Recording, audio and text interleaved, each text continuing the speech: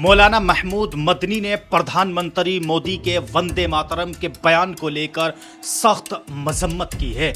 آخرکار جمعیت علماء ہند کے صدر حضرت مولانا محمود مدنی نے پی ایم مودی کے اس بیان کی کیوں مذمت کی ہے، اس کی وجہ کیا ہے، آئیے دیکھتے ہیں۔ دوستو، آپ کو بتاتے چلے کہ پردھان منتری نریندر مودی نے وندے ماترم کو اسکولوں میں انیواریہ کرنے کا اعلان کیا ہے، اور بلکہ ابھی کچھ دیر پہلے یوگی آدتیہ ناتھ نے بھی یو پی کے تمام اسکولوں میں وندے ماترم کو لازمی قرار دینے کا اعلان کر دیا ہے۔ اور اسی وجہ سے جمعیت علماء ہند کے صدر مولانا محمود اسد مدنی نے کئی ریاستوں کے بلاک ایجوکیشن آفیسرز کی جانب سے تمام سرکاری اسکولوں کے طلباء سرپرستوں کو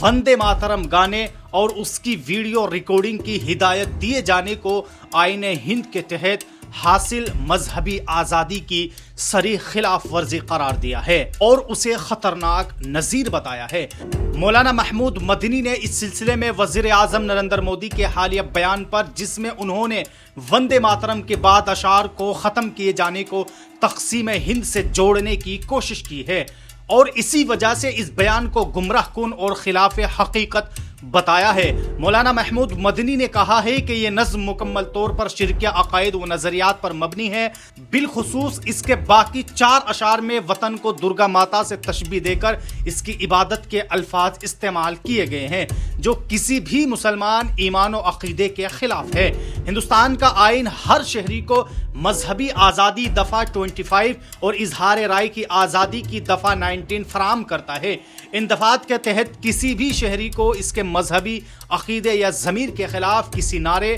گیت یا نظریے کو گانے پر مجبور نہیں کیا جا سکتا۔ معزز سپریم کورٹ کا بھی یہی فیصلہ ہے کہ کسی بھی شہری کو قومی ترانہ یا کوئی ایسا گیت گانے پر مجبور نہیں کیا جا سکتا جو اس کے مذہبی عقیدے کے خلاف ہو۔ مولانا مدنی نے واضح کیا ہے کہ محبت اور عبادت 2 الگ الگ چیزیں ہیں۔ مسلمان اس ملک سے کس قدر محبت کرتا ہے یہ کسی کو باور کرانے کی ضرورت نہیں ہے۔ اس ملک کی وحدت اور سلامتی کی حفاظت اور آزادی کی تحریک میں مسلمانوں کی قربانیاں ناقابل فراموش ہے۔ ہمارا یہ موقف ہے کہ حب الوطنی کا تعلق دلوں کی وفاداری اور عمل سے ہے، نعرے بازی سے نہیں ہے۔ مولانا مدنی نے وندے ماترم کے تناظر میں وزیر اعظم کے بیان کی بھی مخالفت کی اور کہا کہ تاریخی ریکارڈ بھی بالکل واضح ہے کہ 26 اکتوبر 1937 کو رابندر ناتھ ٹیگور نے پنڈت جواہر لال نہرو کو ایک خط میں مشورہ دیا تھا کہ وندے ماترم کی صرف ابتدائی 2 بندوں کو قومی گیت کے طور پر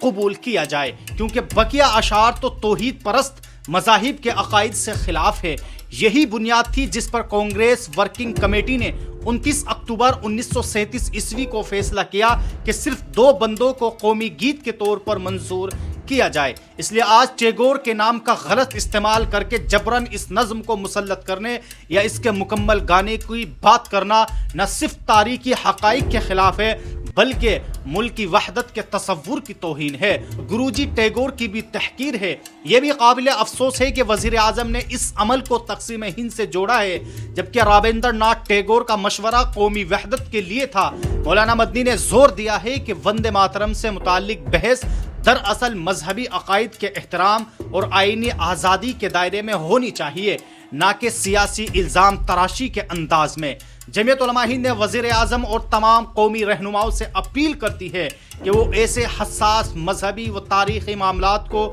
سیاسی فائدے کے لیے استعمال نہ کرے، بلکہ ملک میں باہمی احترام، رواداری اور اتحاد کو فروغ دینے کی اپنی آئینی ذمہ داری بنائے۔